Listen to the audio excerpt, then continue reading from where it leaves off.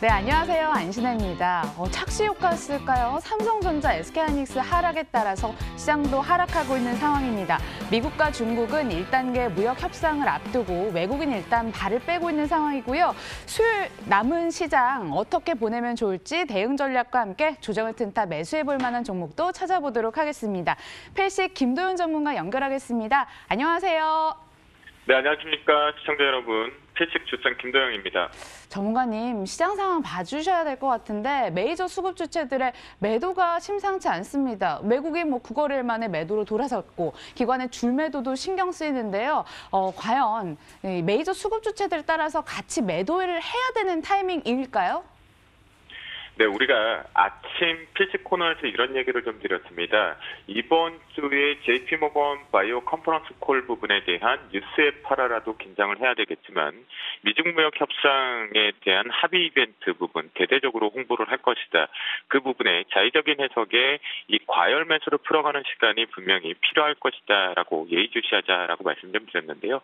그 모습이 미리 우리나라 수급적인 측면에서 나타나고 있습니다. 먼저 수급적인 측면에서 보시면 연속적으로 올해 들어와서 공격적인 매수세를 했던 외국인들이 현 선물 베이시스에 대한 배당락 스프레드를 이용한 뒤에 실질적으로는 비차익 프로그램 쪽에서는 매수 우위가 좀 들어왔었으나 이 규모가 확실하게 2거래일 전부터 축소되고 있다는 것이 감지가 되고 있다라고 볼 수가 있겠고요. 그 속에서 외국인들에 대한 매도 규모 크지는 않지만 전반적으로 이제부터는 시가총액 상위권 종목군들에 대한 매도, 현물에 대한 매도 가능성이 좀 열려 있다라는 거. 그래서 내일까지는 여러분들이 전반적으로는 리스크 조절을 좀 하는 것이 좋겠다라고 저는 분명히 좀 말씀 좀 드려보도록 하겠고요. 코스닥 시장도 마찬가지입니다. 코스닥 같은 경우는 동반에서 잘 올라왔었지만 외국인과 기관계 동반 매도죠. 특히 기관계 쪽에서는 크게 사준 물량들이 없음에도 불구하고 먼저 달리는 말 쪽에 대한 고점 플레이가 나오고 있는 종목군들에 대한 차익 실현 욕구들이 계속 나오고 있다는 거, 업황 자체가 같이 걸려 있다는 거겠고요. 또한 여기서 그나마 바이오보다는 전기전자 섹터 같은 경우는 눌림목의 공포 매수를 계속해서 하게끔 만들어주고 있다라고 보시는 것은 긍정적으로 바라보셔도 큰 무리가 없겠습니다. 그러면 기술적으로 한번 체크를 해보도록 하겠는데요. 실제 코스피 같은 경우는 새로운 고가를 갱신하고 난 뒤에 키높이 자체가 1차적으로 정확하게 2차까지의 확장, 상승 추세는 좀 맞춰져 있는 상태겠고요. 이 갭 부분을 지금 오늘은 메꾸죠. 그런데 앞에서 말씀드렸던 힌트와 마찬가지로 이 갭은 오늘 그냥 관망세 쪽의 눈치일 뿐이고 실제 미리 예고돼 있거나 예정돼 있는 부분에 대해 본격적으로 선반영 부분이 아닙니다. 내일 당일날 이 부분이 실제로 해외 증시 쪽에서 뉴스에 팔아라가 걸릴 경우에는 동반해서 내려온다라는 거 반드시 예의주시해 볼 필요가 있겠고요. 그런 관점에서 논다라면 실제 코스피 시장 쪽에서의 눌림목 템포는 대략적으로 2210포인트 정도까지는 한 번은 확인이 필요하다라고 말씀 좀 드립니다. 코스닥 같은 경우도 이렇게 놓고 판단을 해보면요. 지수 위치상으로 놓고 봤을 때 코스닥 같은 경우는 다중바닥에서 역시 확장성을 잘 만들어줬습니다. 종목군 자체도 위쪽에서 대롱대롱 있었지만 고가를 같이 따라와주는 패턴들이 전기전자 섹터 쪽에서는 특징적으로 계속 잡혀주었는데요. 하지만 바이오에 대한 비중력이 다시 한번 증가가 돼 있는 상태에서 컨퍼런스 콜에 대한 뉴스 플레이가 마무리됐다라는 거, 그리고 재료적인 소멸도 마무리가 됐다라는 관점으로 놓고 보면 요거는 실제 코스닥 같은 경우는 코스피하고 비교했을 때 좀 더 낮은 마디가 좀 필요할 것 같습니다. 그래서 666포인트 정도까지는 눌림목이 좀 필요한 구간, 물량, 과열을 좀 풀어가는 시간이 필요하다라는 거 체크해 보시면 좋을 것 같겠습니다. 그래서 결론을 내보면요. 여러분들 혹시라도 보유하고 있는 종목군들이 고점 대롱대롱이나 팔고 갈까? 사고 갈까라는 관점이라면 저는 매수 타이밍은 지난 시간에 공포, 그 무서운 자리에 중동발 리스크 때 공포 매수하자라는 전략을 잡아드렸죠. 저희 역시도 MTNW 쪽에 주센방 같은 경우는 공격적으로 우리는 이벤트 기간에 세일 기간이다라고 매수를 잡았던 것처럼 여러분들도 동일하게 매수를 잡으셨거든요. 그런 관점의 종목군들 같은 경우는 저는 한 번은 팔고 가자. 현재 시기적으로 위치상으로도 그게 리스크 조절은 좀 좋겠다라고 말씀 좀 드려보도록 하겠고요. 프로그램 쪽에 쪽에서 하나만 반드시 환율 하나만 보죠. 오늘 아침에 이 얘기 드렸습니다. 1160원을 기준으로 오늘 실제 절대로 한호가도 올라가면 안 된다라는 표현을 드렸는데 위쪽에 한번 뚫렸었죠. 그리고 나서 윗꼬리가 지금 걸리긴 했지만 전반적으로 여기가 지금 나오고 있다는 건 단기 자금들이 이벤트성으로 좀 이동, 즉 상승 추세를 눌림목을 또는 조정포를 좀 열 준비를 하고 있다라는 거 잊어버리시면 안 될 것 같겠고요. 또한 하나 쪽으로는 프로그램 쪽에 BCI 프로그램 쪽에서 놓고 판단을 해보면 전반적으로 수급 추이 자체가 프로그램 추이가 이렇게 BCI 쪽이 다시 매수 강도가 있었지만 줄어들고 있다라는 거, 이 부분에 외국인들의 주도가 좀 빠질 수 있다라는 걸 놓고 보면 리스크 조절에 대한 증거는 충분하다라고 말씀을 좀 드려보도록 하겠습니다. 시황 챙겨봤습니다. 그런가 하면은 김도영 전문가가 경기 민감주 미리 담을 수 있게 알려주셔서 수익이 났거든요. LG화학은 10.21%, 포스코는 4.73% 수익이 나고 있습니다. 반도체 쏠림 현상이 완화된 이후에 그 상승 에너지가 좀 뻗쳐나가는 모습인데 축하드립니다. 포스코부터 AS 도와주시죠. 네, 포스코 같은 경우도 이 얘기를 드렸습니다. 지난 시간인 8일날 기준으로 급락 부분이 나왔을 때 우리가 미중 부분에 대해서 뿐만 아니라 실제 한중일 부분에 대한 관계 개선 쪽 놓고 보다 SOC 쪽에서 반드시 기초 소재는 먼저 간다라는 관점으로 말씀 좀 드렸거든요. 그러면 앞에서 왜 이익 실현 부분의 뷰를 계속 잡았는지 봤을 때 기술적으로 캔들을 한번 보죠. 고점 부분이 앞에 하나가 더 남아있긴 하지만 기술적으로 저항대가 계속 걸려있죠. 눈치를 보고 있는 시점이기 때문에 한 번은 매도를 하고 가자라는 관점, 이 공포의 매수 트레이딩 했다라면 한 번은 팔고 가자라는 관점인데요. 하지만 저는 이렇게 생각을 합니다. 이 철강 섹터 쪽에 대장 역할을 하고 있는 포스코나 현대제철까지 확산이 되기 위해서는 시간이 필요하겠지만 포스코의 관점이라고 한다면 저는 한번 팔고 가더라도 다시 한번 눌림목에 대해서 매수 트레이딩을 잡자. 그렇다면 시간상으로 일단은 지금보다는 추가 고점을 다시 한번 돌파하는 위치가 나온다라고 판단을 하기 때문에 한 번은 팔고 눌림목, 재매수 관점을 잡자라고 말씀 좀 드려보도록 하겠고요. 두 번째 종목으로 LG화학 같은 경우는 실제 한국 시장, 그러니까 저도 기사에서 표현되었던 내용을 하나를 발췌해서 표현을 해드리자라면 이런 얘기를 했습니다. LG화학은 집토끼를 포기하고 산토끼를 잡으러 갔다라는 표현이거든요. 그러면 바운드리 자체를 놓고 보면 LG화학 같은 경우는 국내 시장보다는 해외 시장 쪽에 집중 공략을 하겠다라는 부분으로 갔습니다. 그래서 동반해서 2차 전지와 함께 올라온 부분에 단기 차익 실현 욕구가 발생이 된 거죠. 그런 부분에 메꾸기 작업이 이 갭은 메꿔야 된다라는 관점으로 판단이 됩니다. 현재. 왜냐?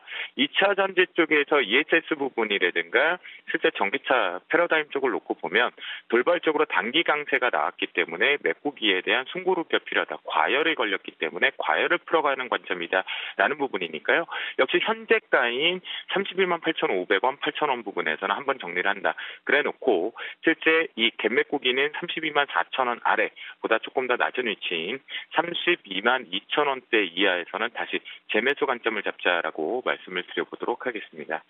LG화학이 경기 민감주 소외 국면이 해소되면서 상승하기도 하지만 이 포스코보다 더 크게 오르는 이유가 아무래도 신고가 효과, 이 테슬라에 인한 효과 아니겠습니까? 테슬라 신고가 행진에 더해서 국내에서 2차 전지주 동반해서 강세인 모습 나타나고 있습니다. 전문가님, LG화학 말고도 또 다른 테슬라 수혜 종목들 알려주세요.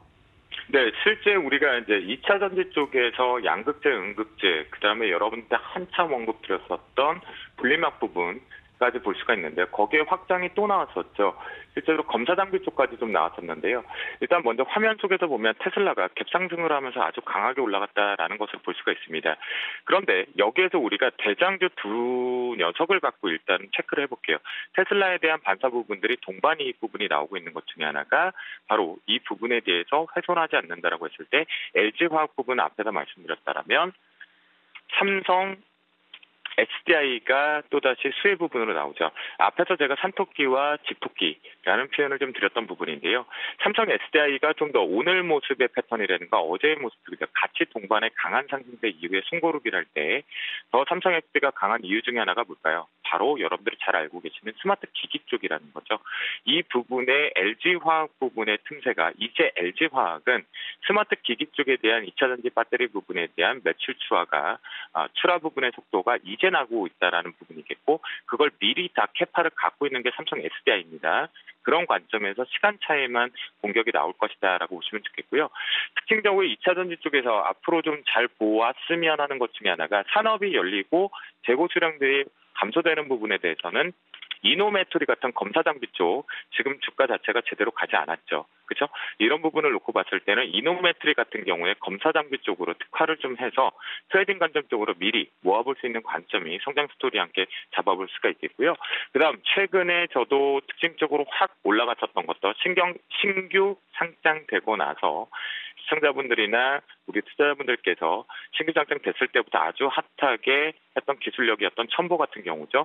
이번에 동반해서 같이 잘 올라왔습니다. 이제는 첨보 같은 경우도 한 번은 쉬어가야 되는 시간이 필요하다라는 관점으로 바라볼 수 있는데요. 하지만 이 부분도 공장 증설 부분에 대한 효과까지 놓고 본다라면 2분기 이후에 2차 전지 쪽 같은 경우는요. 사실 지금 완제품 쪽인 LG화학이라든가 SK이노베이션, 삼성 SDI 필두로는 좋았었지만 실제 이 부품과 2차 단의 검사 장비 쪽은 1분기 실적은 일단은 확인하고 가자라는 논리입니다. 전체 실적이 그닥 우리가 주가의 위치 부분으로 놓고 보면 고평가 논리를 해석할 수 있는 만큼 실적이 좀 좋지 못하다라는 거죠. 재고 소진이 완벽하게 되지 않았기 때문에 이 부품 단이라든가 검사 장비 쪽엔 신규 수주가 나오지 않으니까요. 그런 관점으로 보면 현재 제가 보는 관점에서는 첨보라든가 이노메트리 같은 경우 틈새 쪽으로 다시 한번 트레이딩 쪽은 충분히 보자라고 말씀을 좀 드려보도록 하겠습니다. 숨겨진 테슬라 관련주로 이노메트리 말씀해 주셨습니다. 필식 테마 보기 전에 제약바이오 종목도 전체적으로 점검 도와주셨으면 좋겠습니다. JP모건 헬스케어 컨퍼런스가 한참 진행 중인데 기대감이 유입되지 않아서 이거 괜찮은 거 맞나요? 앞에서 힌트를 좀 드렸죠. 필식 코너에서 이번 주 월요일 날 부분이고 지난주 금요일 날 이 얘기를 먼저 드렸습니다. 조심해야 되는 게 하나 있다. 뉴스에 파라라가 걸릴 수 있다라는 얘기를 드렸거든요. 이번 주가 그 한 주간의 핵심이 들어왔다라는 건데요. 우리가 지난 시간에 포스코나 LG화학의 공포 매수를 잡자라고 했을 때 표현했던 것 중에 하나가 바로 이중항체 관련된 ABL 바이오입니다. 근데 앵커님께서 얘기하신 것처럼 한번 보죠. 먼저 반영돼서 올라가고 난 뒤에 8일날 부분입니다. 그리고 나서 고점이 다시 한번 막혔죠. 보시면 차트를 차티스트 입장, 기술적 분석을 하시는 분들 입장에서는 캔들의 추이를 잘 봐야 될 것 같은데요. 그 부분이 벌써 고점에 매물들을 소화를 잘 못하면서 실제적으로 내려오고 있는 부분이죠. 저는 이렇게 판단을 합니다. 단기적인 관점에서 바이오 섹터 전반적으로 어떠한 종목을 집어넣더라도 단기 하락은 열려있다라는 관점으로 말씀 좀 드리겠고요. 또한 그래도 올해 실적을 부분을 가져가겠다라는 관점으로 기대를 할 수 있는 바이오가 주도할 수 있는 섹터다라고 하신다면 신규 매수 부분은 먼저 적나라하게 표현을 좀 드리겠습니다. 저는 금요일 날 이후부터 신규 매수 잡으러 가겠다라고 말씀 좀 드리겠고요. 측면적으로 ABL 바이오 같은 기대감이 많죠. 근데 만약 LNC 바이오 같은 경우는 이미 실적을 잡아주고 있는 종목을 한번 보도록 하겠습니다. 아토피 쪽과 관련돼서 연결고리가 있는데 실적이 잡혀가고 있거든요. 그런 부분에 LNC 바이오는 오히려 반대쪽으로 올라오고 있죠. 그러면 여기서 힌트가 됩니다. 결국 우리한테 꿈과 희망만 주고 있는 바이오들 같은 경우 신약 부분들은 이 재료의 소멸 부분이 발생되고 있다라고 볼 수가 있겠고요. 또한 일부 특정 종목군에서는 공매도 타켓이 좀 되어 있다라는 거 반드시 확인해 볼 수가 있겠습니다. 하지만 여기서 여러분들께서 만약에 예를 들면 CF 광고 쪽에서 볼 수 있는 것이 지노믹트리 같은 케이스거든요. 그런 것들 같은 경우는 이제 실적이 우상향 쪽으로 보인다라고 한다라면 실제 매수 타이밍을 잡아볼 수는 있겠지만 역시나 지금 대장암 키트 부분에 대한 매수 추이보다는 신약에 대한 기대감이 있기 때문에 ABL 바이오와 마찬가지로 좀 빠지고 있는 관점. 그래서 금요일날 또는 여러분들께서 직전 8일날 저점 이하 쪽에 매수 타이밍을 나는 꿈과 희망을 위해서 매수 투자를 하겠다라고 하시는 분들은 당연히 먼저 주쌤 필식에게 요청을 하셔야겠지만 그러지 않고 내 힘으로 한번 가보겠다라고 하시는 분들 같은 경우 금요일 오후부터 저는 바이오는 그때 매수 타이밍이지 지금 오늘 오후와 내일까지는 일단 보내주자. 하락 쪽을 좀 기다리자라고 말씀드리도록 하겠습니다. 자, 놓칠 수 없는 필식 테마까지 들어보도록 하겠습니다. 1분 30초 정도 남아있는데요. 어떤 투자 힌트 얻어오셨죠? 네, 전반적으로 좀 시장이 좀 시끄럽고 뭔가 뉴스에 파라라가 걸릴 것 같죠. 그런 부분에 놓고 봤을 때 제가 이럴 때 우리가 헷갈립니다. 삼성 SDI 살까? LG화학을 살까? 아니면 SK이노베이션 살까? 이럴 때 우리도 바스켓을 사보는 거 어떨까라는 생각을 합니다. 계열사 부분들을 갖고 있는 지주사를 말씀 좀 드려보도록 하겠는데요.